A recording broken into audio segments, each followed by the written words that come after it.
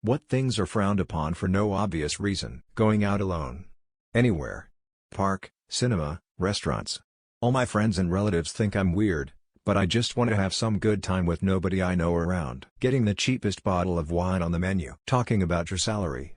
Frowned upon, and people think you aren't supposed to do it, but that's just the man trying to keep your pay as low as possible. Confidently being quiet silent. Criticism of your elders. Not having an opinion on a subject. Calling out sick when you're actually sick. Especially when it's more than one day. Not wanting to be social. Declining invitations. Spending time by yourself that is intentionally non-productive. Men watching their own children.